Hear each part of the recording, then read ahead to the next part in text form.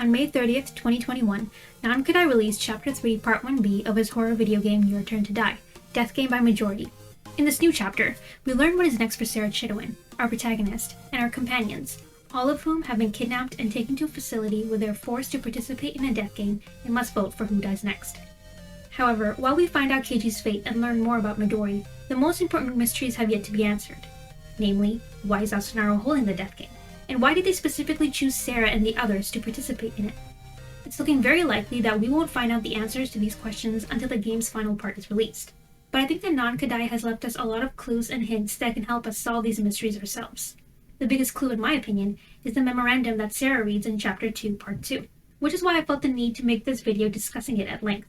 While a lot of what I address in this video has been brought up by other people online, this is my own interpretation of the Memorandum Theory, and I also discuss different ideas and draw conclusions that I haven't seen anyone else put forward yet. But before I can really dive into the theory, there's some important pieces of information that we should brush up on first. It might have been a while since some of you played the first part of the game, or maybe you missed or forgot some things. This is to ensure we're all on the same page. So first, we'll be going over what we know about the Hades incident, what was written in the memorandum, and what the deal is with ASU-NARO.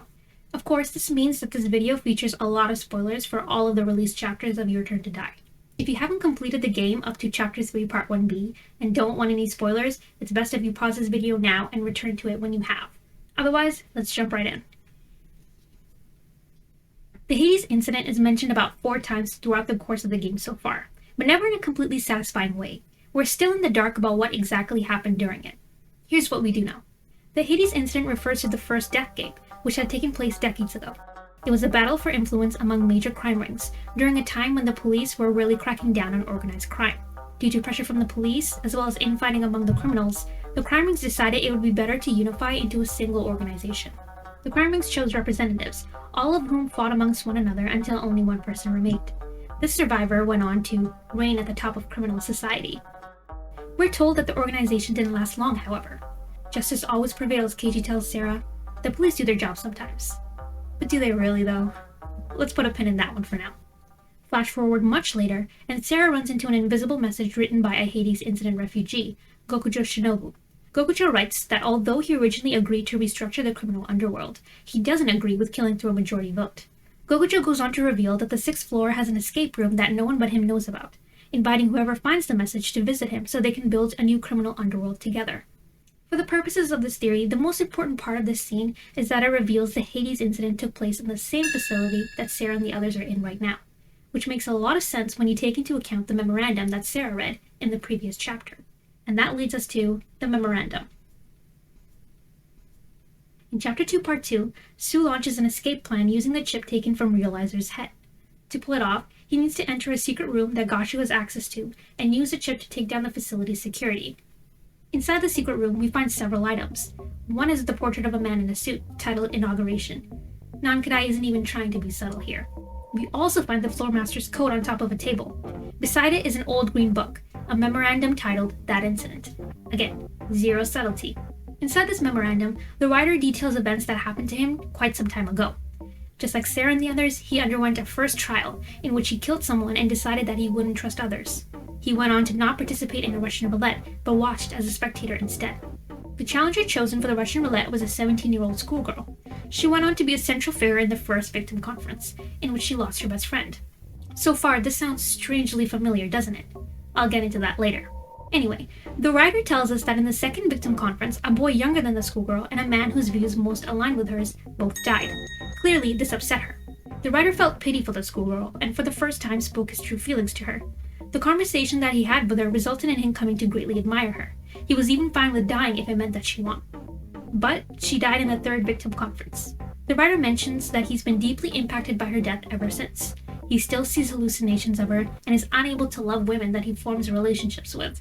This is a grown man, obsessed with a schoolgirl. There's a lot to unpack here, but let's just throw away the whole suitcase.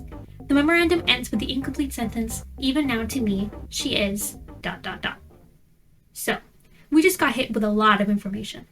While it's not made explicit, it is obvious that the memorandum is covering what happened in the first death game, otherwise known as the Hades incident. The memorandum being titled That Incident pretty much bludgeons you over the head with that fact. And don't forget that the Hades incident took place in the same facility, which means that the person who wrote this and who was the sole survivor of the first death game, is the leader of the unified criminal organization. The portrait in the secret room must be his as well. After all, the word inauguration has several definitions. 1. The beginning or introduction of a system, policy, or period. 2. The formal admission of someone to office. Or 3. A ceremony to mark the beginning of something. I get the feeling it's meant to be all of the above in this case. But this begs the question, why is this man's portrait and memorandum in Gashu's secret room? To me, the answer seems pretty obvious. Because, unlike what Keiji had told Sara, that the criminal organization formed after the Hades incident fell apart, the opposite is true. That organization is still going strong, and its name is ASU-NARO. There are many hints that ASU-NARO is the unnamed criminal organization that Keiji mentions. Kai's laptop is the biggest clue. In the files, Kai reveals that he was an agent for the secret organization behind the death game, and that he was raised as an assassin from a young age. When he was unable to kill another human being, he was eventually tasked with becoming a bodyguard of sorts for Sara. He admits that he doesn't know why the death game is happening, only that it seems to revolve around Sara in particular. More on that later. Hayasaka also lends us some information on ASU-NARO. Since he worked for a company that dealt with medical machinery and information, he had dealings with the shadowy organization. He explains that ASU-NARO appears to be an upstanding company that conducts medical research, but they're connected to shady businesses and produce illegal medicines. There's even rumors of them being involved in drug trafficking and human experiments. He adds that ASU-NARO controls the dark side of society. Then there's a revelation about Keiji's past, which we've been learning throughout the course of the game. In a series of flashbacks, we learn more about his time as a detective and what resulted in him leaving the police force. Basically, Keiji became a policeman because of his role model, who he looked up to since he was a child. However, his superior Megumi Sasahara informs him that his role model is no longer part of the police force. When he does some investigation into the matter, Keiji learns that he had been trying to expose a certain darkness in the police before being fired by none other than Megumi. Sometime after this, Keiji shoots and kills a supposed criminal during a confrontation. A criminal who turns out to have been his role model, and who had been unarmed. Rather than being punished for killing someone, Keiji faces no consequences. Megumi had covered up the truth by writing it off as self-defense. He ends up quitting the force sometime after, out of frustration and anger. Interestingly, Midori is in possession of the gun that Keiji had used and knows all about the cover-up. How much of a grasp do you have on the police? Keiji asks Midori. How much indeed, Midori says. Enough to feed false info about the gun, and enough to insert a fired policeman into your tragic story, maybe? Then he reveals he was the police officer who told Keiji that the criminal was armed and going to shoot. All of this lines up with Alice's manipulated memories in Chapter 3, Part 1b. We were told that Alice had been incarcerated because he had murdered someone. However, we find out that although he had supposedly killed Suhiyori, Midori had already been part doll at the time. Instead, it seems that Alice may have been imprisoned because he found out about the death game, and how Rekka was to be a participant in it. This reveal is corroborated by the ASU-NARO logo that Alice remembers in his jail cell. Midori even visits him in prison in order to get Alice to sign the consent form, after he had been convicted of murdering Suhiyori. From all of this information, it's obvious that ASU-NARO is part of the criminal underworld. Not just that, but the amount of power and influence they have points to them being at the top of the underworld, as Hayasaka said. As if they were, say, a unified organization composed of several crime rings. Kind of like the same organization that came about after the Hades incident. Emphasis on Hades, who was king of the underworld. Just like how ASU-NARO is in a way. I honestly don't know how much clearer I can make this. ASU-NARO has to be the unified organization that Keiji brings up to Sara. All signs seem to point to this. But how could that be, when Keiji had told Sara that the police had already taken care of them years ago? Well, if we take everything I just outlined into account, it seems highly likely that the unnamed criminal organization had never been dismantled by the police. Instead, ASU-NARO had managed to infiltrate the force. By convincing everyone that the organization had fallen apart, they've managed to exist in the shadows ever since. Basically, ASU-NARO has taken great pains to ensure that the general public knows little to nothing about them. They appear to be a company that conducts medical research, when in reality they are part of the criminal underworld and have a lot of influence over several businesses and institutions. And they would have to be, in order for them to get away with doing illegal human experiments to create dolls, and putting together a second death game. And with that, we're officially on the same page. We can finally take what we've discussed so far and really get into the Memorandum Theory. So here we are. After about 12 or so minutes of me mainly regurgitating events that took place in the game, we can finally discuss the theory this video is about. By now you must be wondering, what does it mean? What does it all mean? Well, here's an overview of the Memorandum Theory. Essentially, the candidates are related to the original crime rings that came together to form ASU-NARO, and the current death game is a way to choose a new leader from among them. However, unbeknownst to everyone else, the writer of the memorandum wants Sara to win, because she is so similar to the schoolgirl he still admires. He's even taken steps to ensure that she wins. This is a pretty common theory, I think.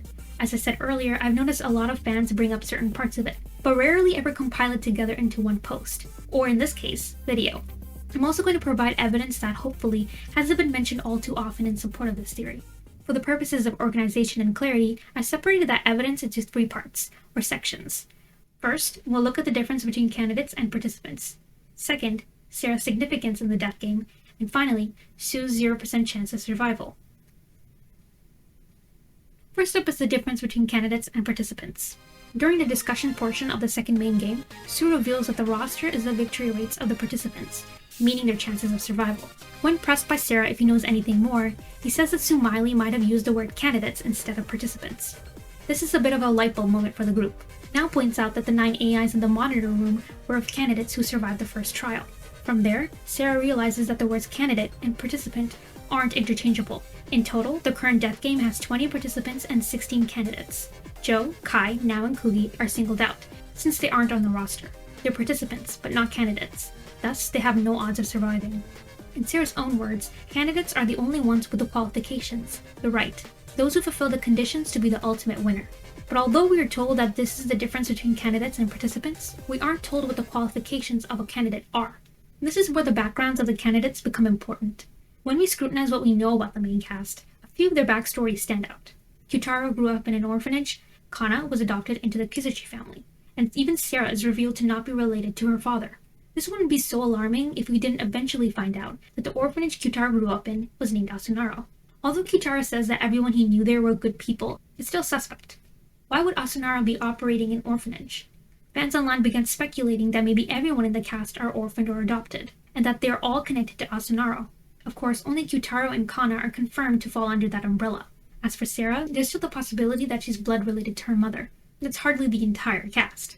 But Gashu and Midori go on to add credence to this theory. Gashu asks everyone if they have ever harbored doubts about their upbringing.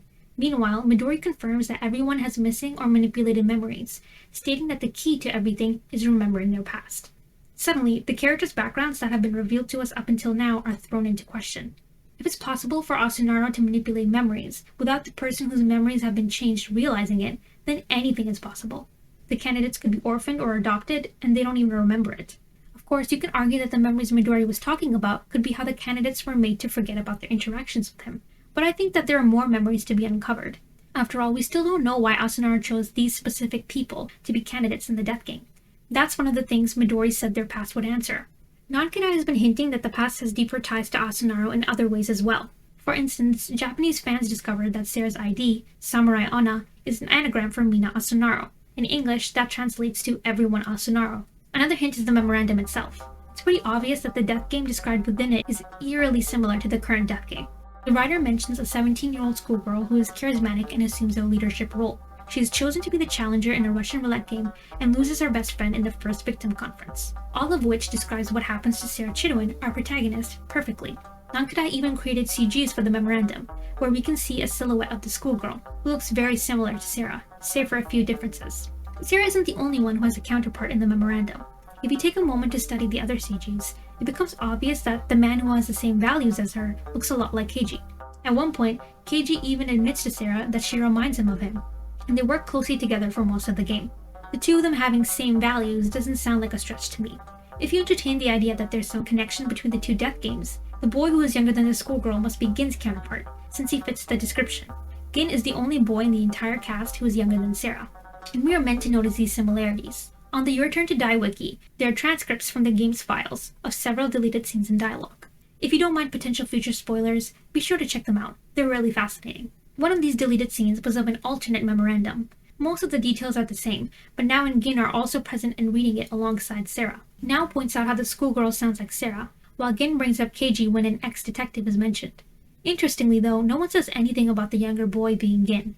Yet another reason why Gin is so suspicious. What are you hiding? But that has nothing to do with this theory, so let's move on. This just leaves the last person featured in the CGs, the writer. It has been speculated by fans online that he is meant to be Sue's counterpart, and I agree. The writer mentions that he didn't trust the other participants, he didn't take part in the Russian roulette, and he alludes to having a persona, or at the very least hiding his true feelings from the others. Out of the main cast, all of this fits Sue to a T. His positioning beside the writer's portrait in the secret room is arguably deliberate, and points to this being the case as well. I'd also argue that the writer's silhouette resembles Sue. He's just not wearing a beanie and seems to be in a hoodie. The fact that it's not an exact resemblance doesn't take away from him being Sue's counterpart, since the schoolgirl isn't an exact replica of Sara either. All of this proves, in my opinion, that the current candidates have ties to ASU-NARO. Specifically, they have ties to the original candidates, who were chosen as representatives by the crime rings. This is why I believe the current death game is a way to choose ASU-NARO's next leader.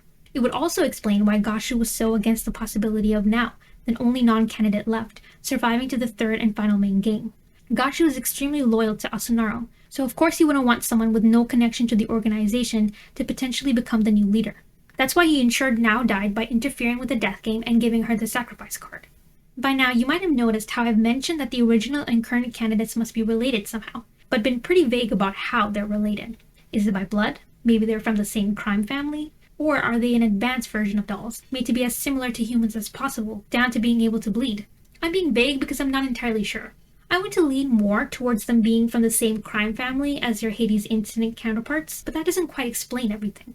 Like the similarities between Sara and her counterpart, for instance. It just feels like there's more at play here. We just don't know what yet. While I don't have a clear answer, as there is still so much we don't know, it's obvious that the original and current counterparts are linked. I believe we will learn just how they are in the future, when the memorandum is brought up in a major way. And I have no doubt that it will be brought up again. It's a huge Chekhov's gun that Nankidai still has in his arsenal, and he's going to fire it eventually. Of course, none of this touches upon why Sara is so integral to the death game. Time and time again, we're told by various characters just how important she is. In Kai's letter, he says there's a possibility the death game's objective may revolve around Sara, and that the organization needs her. Then there's Hayasaka's victim video, in which he asks if they were all gathered for Sara's sake. Even Gashu, when he's having his little breakdown during the second main game, calls Sara the chosen one. There seems to be an obvious divide between Sara and the others, including the candidates that are also meant to have a chance of survival. Part of it may be because of her high victory rate, as shown in the roster, but perhaps it also has to do with how similar she is to the schoolgirl in the memorandum. I find it difficult to overlook the fact that the writer was so stricken by Sara's counterpart, to the point that he wanted her to win, even at his own detriment. Could it be that as a result of this obsession, the writer wants Sara to be the new leader? The fact that the current death game so closely follows the original, at least up until the second main game, seems to hint at this. I'm not sure whether this resemblance is a coincidence that can be explained by the current candidates being related to the crime rings, or if it's completely orchestrated by ASU-NARO and or the writer. Regardless of which one it is, I do think the writer is trying to mold Sara into becoming an exact copy of her counterpart. Recall when Sara asks Midori why she's part of the death game, when she never signed the consent form like the others had. He answers that she was there because someone wished for it. Fans have speculated that maybe it was Joe or KG or some other candidate who wished for Sara's involvement. But what if it was actually the writer? However, what really made me certain of the writer's plans for her was Midori's explanation of why Joe was brought into the death game. He tells Sara that the participants were all included because they either helped or hindered a candidate. Now and Kuki, for instance, were Mishima and Kana's helpers. But Joe is meant to weaken Sara, since she's in the lead.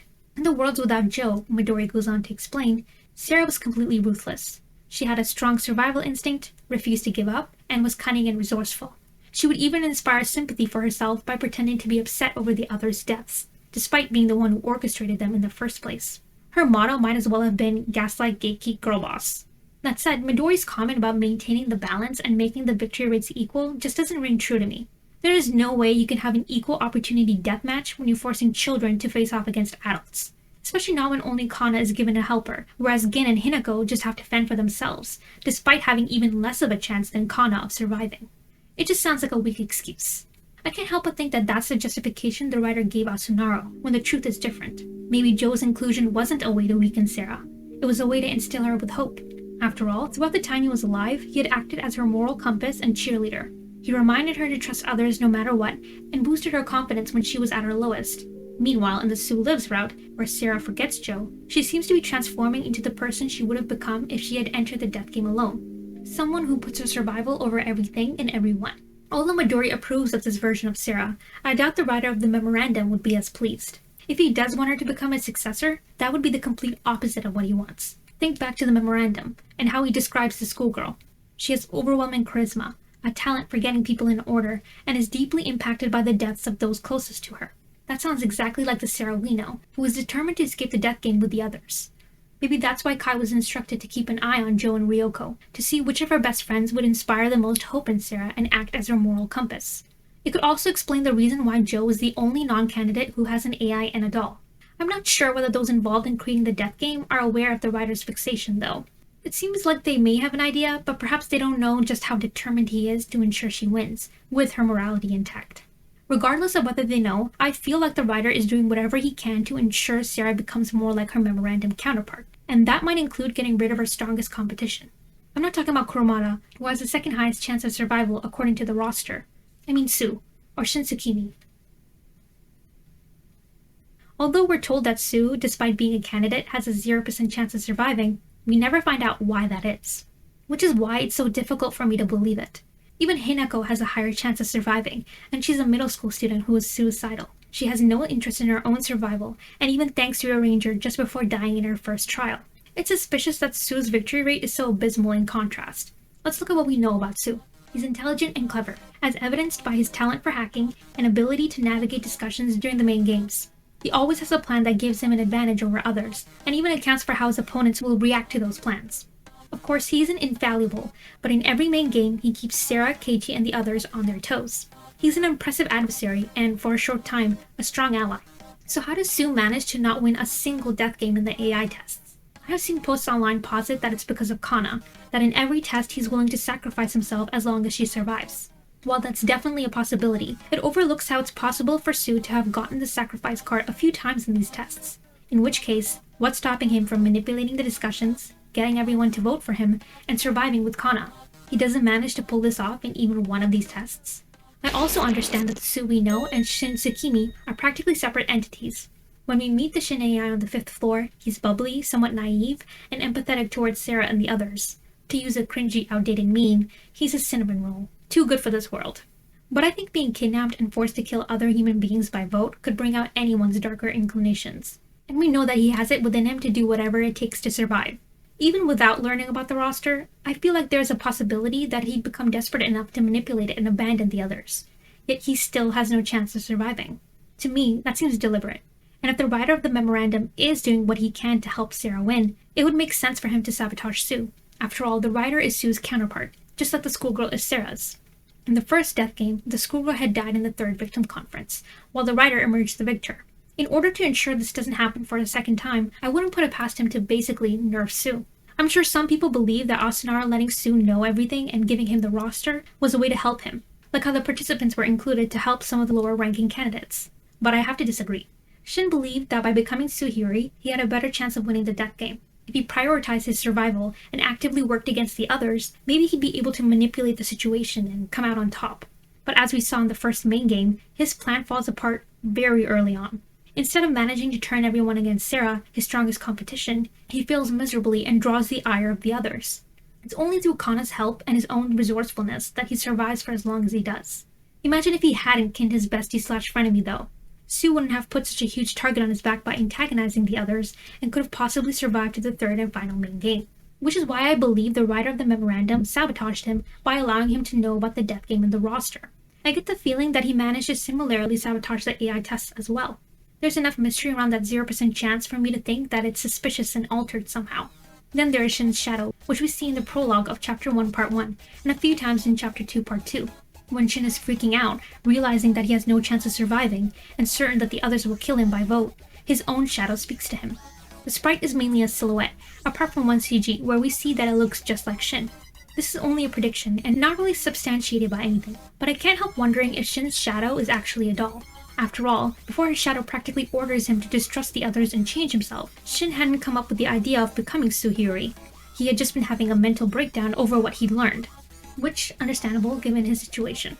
Nankidai used Shin's shadow in this scene to serve as a metaphor for his fractured sense of self, similar to how Sara's hallucination of Joe represents her guilt over his death. Shin is so desperate to survive that he decides to take on the persona of Suhiri, forsaking the person he used to be. But it could also serve another important function in the narrative. If his shadow was a doll, then it might give credence to the idea that the writer is manipulating Sue so that he will alienate himself from the other participants. The roster may, essentially, be a self-fulfilling prophecy. However, I will admit his shadow being a doll is a bit more far-fetched and questionable than other evidence I've brought up to support this theory. Still, I figured I'd mention it since it is an intriguing idea. The fact remains, I do think the writer sabotaged Sue's chances of survival, and he did this because he wants Sara to win the death game and become his successor, just as he had wanted the schoolgirl to win all those years ago in the first death game. This is his chance to finally right the wrong he believes was made back then. It's what all these years of planning and scheming leads up to, for him anyway. And that's the Memorandum Theory. I've finally gone over all the evidence that I believe supports it, but we're not done yet. There's still a few things that I'd like to add. Now that we've finished examining this theory, I thought I should discuss where it leads exactly. Is it possible to use this theory to predict what will happen in the future part or parts of Your Turn to Die? I have a few vague ideas and predictions for the future of the game. 2 of them are either based on or tied to the Memorandum Theory, so those are the ones I want to focus on in this video. The first one has to do with the writer of the Memorandum's identity. Now, I've seen a few theories trying to guess who the mastermind behind the death game is. Joe and Gin seem to be the usual suspects. While I agree that both characters have several mysteries floating about around them, I don't think they're mastermind material. In my opinion, the writer of the Memorandum, also known as the leader of ASU-NARO, is the one orchestrating everything from the shadows. But who is the writer? Have we met him already? Let's take another look at the portrait we find in Gashu's secret room. As I stated before, this is most likely a portrait of ASU-NARO's leader. In the portrait, he's wearing a black suit with a blue-collared shirt and red tie, and his hair is gray. Strangely, his suit looks exactly the same as the Meister's. We see his portrait in Chapter 1, Part 1, and he actually talks to Sara and the others, introducing himself as the master of the room during the Russian roulette game. But recently, he showed up in person, wearing the same suit as well as bandages concealing his face. Then there is Midori's reaction to the Meister when you first meet him on the 4th floor. This occurs when he asks you to provide him with a new name, since Shin had technically taken his. When you try to name him after other characters, he'll reject the names, but always fairly flippantly and playfully. That's not the case when you try to name him Meister, though. His expression turns more serious, and instead of commenting on the character or judging your choice, as he does with the others, Midori only says, "Pick another name." None of this is definitive proof that the Meister is the writer, of course, but it's still pretty suspicious and something to think about. However, there's also another possibility for the writer's identity: Mr. Chidouin, Sara's father. At first, when I heard of this theory, I didn't believe there was much proof. It seemed that people only believed in it or brought it up for its shock factor, since it would be a pretty significant twist, and extremely upsetting for Sara. After all, according to this theory, not only is her dad not her birth father, but he's also the leader of ASU-NARO and behind the death game. However, there is more to this theory. Some fans believe that the Meister is actually Mr. Chidouin, and that he is the writer of the Memorandum. There's even some evidence to back this up. Mr. Chidouin and the writer have similar mannerisms, in that they both have an upbeat and cheerful disposition, even when it's not appropriate for the situation. Then there's the fact that in Chapter 2, Part 2's epilogue, Mr. Chidouin appears in the Kana Lives route as a floor master. He's wearing a suit with a fedora, which is similar to the Meister's outfit. But the similarities get even more uncanny. There's the fact that if you compare the Meister's sprites with Mr. Chidouin's, they're the exact same. Apart from the color palette, there's little to no difference between them. They even say the same phrase. Let's begin, shall we? Of course, some things don't add up. How could Sara not recognize her own father's voice, even if it is muffled behind bandages? Why would ASU-NARO want Kai to infiltrate their own leader's family? And how would they think he wouldn't realize it?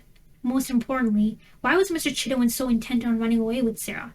If he's ASU-NARO's leader and needs her to be part of the Death Game project, that seems counterproductive.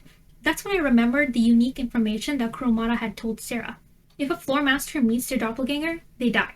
When I first played the recent chapter, I thought this information was going to be used against Midori, since Keiji, Kutaro, and Mai just so happened to run into Safalin, who was with a Midori doll. But once I considered the idea more, I didn't feel like that would have made sense if Nankidai had gone that route.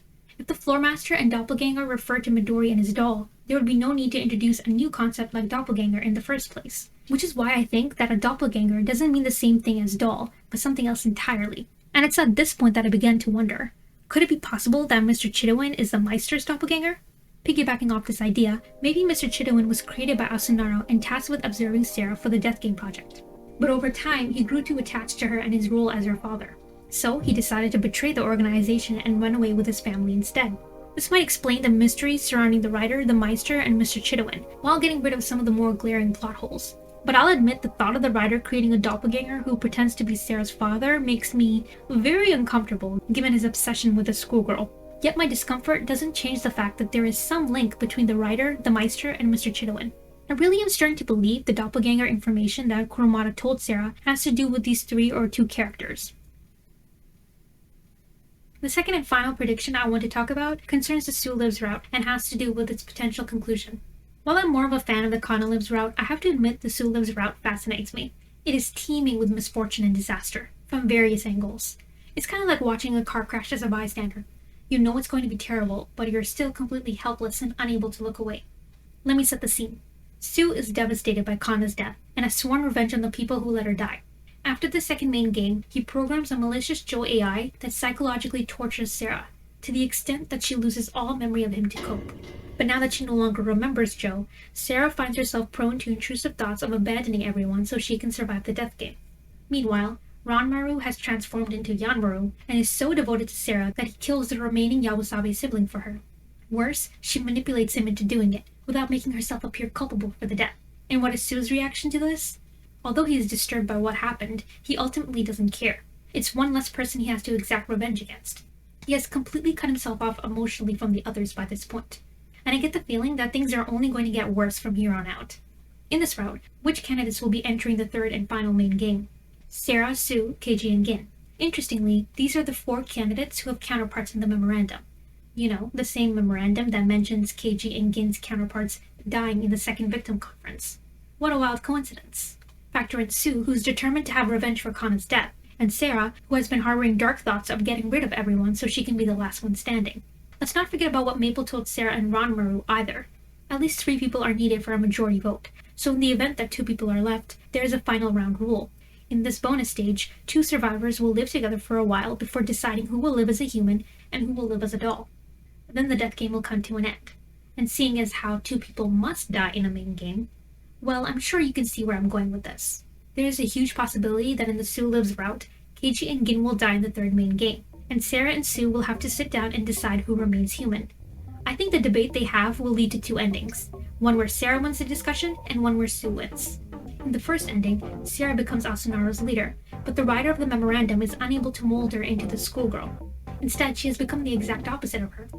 In the second ending, the Hades incident has been recreated, with Sue as the next leader. Despite the writer's best attempts and meticulous planning, his counterpart wins the death game, just as he won all those years ago.